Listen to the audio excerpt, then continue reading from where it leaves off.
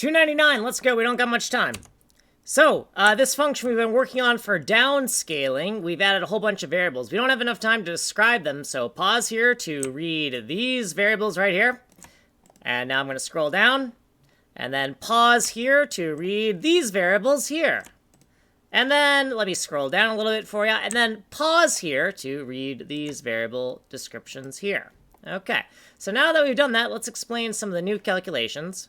We have a tile width and tile height. This is our super sampler tile. We're going to figure out how many pixels are on the source and divide how many are on the dest, and that'll give us a super sampler tile that maps a cluster of pixels on the source to the destination, the total number of pixels within the sampler tile. We're going to loop through all of the destination pixels. We need to convert the destination x and y to an index, one-dimensional index, then convert it to a component address, the address of the first byte of the pixel. We're going to localize the destination x and y, LDX and LDY.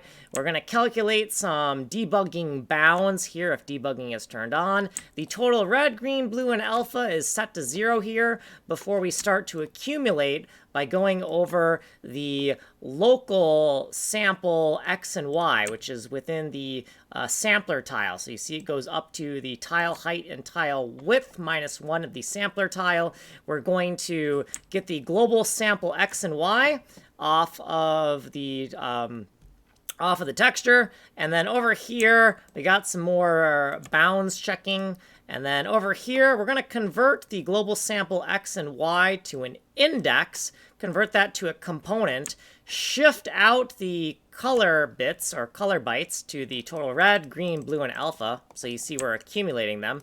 And then once we're outside of this loop, so we've gone over a whole entire sample tile, we're going to average based on the number of discrete units in our sample tile, and then we're going to store that average red, green, and blue into the destination location. So the destination component index, the red, green, blue, and alpha, and then we're going to loop over to the next one. So we made some mistakes here, so we fixed some mistakes here, and then here's what we did previously, and here's our notes and stuff, and we gotta go because we're probably out of time already. So like and subscribe.